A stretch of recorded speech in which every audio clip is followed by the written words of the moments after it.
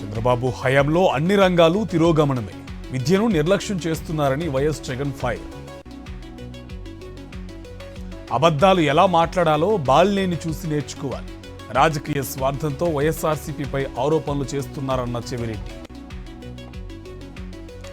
Everest శిఖరంపై రెపరెపలాడిన YSRCP జెండా 5,364 మీటర్ల ఎత్తులో ఎగురవేసిన భూమాన అభినయ్ రెడ్డి. నేడు ఢిల్లీ వెళ్లనున్న సీఎం రేవంత్ రెడ్డి అధిష్టానంతో భేటీ కానున్న ముఖ్యమంత్రి. రేవంత్ కబంధ హస్తాల నుంచి ప్రజలను కాపాడుకుంటాం. ఈ నెల 29న దీక్షా దివస్ కార్యక్రమానికి కేటీఆర్ పిలుపు. అబద్ధాలు చెప్పడంలో రేవంత్ రెడ్డి దిట్ట. పచ్చని పొలాలను ఫార్మా కంపెనీకి ఇస్తున్నారు. లగచర్ల విషయంలో బుకాయిస్తున్నారని హరీష్ ఆగ్రహం. సూర్యాపేట జిల్లా హుజూర్ నగర్లో మంత్రి ఉత్తమ్ కుమార్ రెడ్డి పర్యటన. సింగారం శివార్లోని ధాన్యం కొనుగోలు కేంద్రాల్లో ఆకస్మిక తనిఖీ. నేటి నుంచి పార్లమెంటు శీతాకాల సమావేశాలు. 16 బిల్లులను ప్రవేశపెట్టేందుకు అధికార బీజేపీ ప్లాన్. బంగాళాఖాతంలో కొనసాగుతున్న అల్పపీడనం నేడు వాయుగుండంగా మారే అవకాశం. ఏపీలోని పలు ప్రాంతాలకు భారీ వర్ష సూచన. బంగాళాఖాతంలో ఏర్పడిన అల్పపీడనం వాయుగుండంగా మారే అవకాశం. పంట కోత దశలో ఉండడంతో విజయనగరం జిల్లా రాజంలో రైతుల ఆందోళన. తెలంగాణలో వణికిస్తున్న చలి. కనిష్ట స్థాయిలో ఉష్ణోగ్రతలు నమోదు. అప్రమత్తంగా ఉండాలని వాతావరణ శాఖ హెచ్చరిక.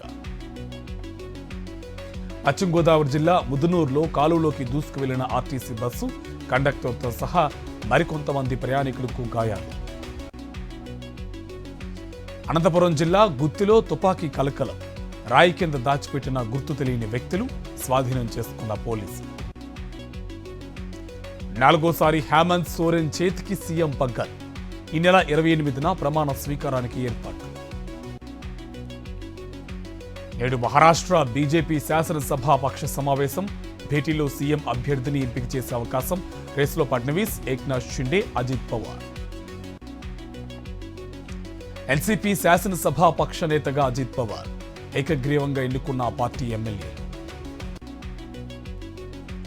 ఉత్తరప్రదేశ్లోని సంభాల్లో తీవ్ర ఉద్రిక్తత. షాహీజామా మసీదు రీసర్వేకు వచ్చిన అధికారులపై దాడి. 3 మృతి, పలువురికి తీవ్ర గాయాలు. భారీగా పోలీసుల మోహరింపు. మహారాష్ట్ర ఫలితాలు ఆశించిన స్థాయిలో రాలేదు. వీటిపై మరింత అధ్యయనం చేసి జనాల్లోకి వెళ్తామన్న శరద్ పవార్. యూపీ బైపోల్స్ లో అక్రమాలు జరిగాయి. ఫేక్ ఓటింగ్ కు ఈసీ అడ్డుకట్ట వేసేంత వరకు ఉప ఎన్నికల్లో పోటీ చేయబోమన్న బీఎస్పీ చీఫ్ మాయావతి.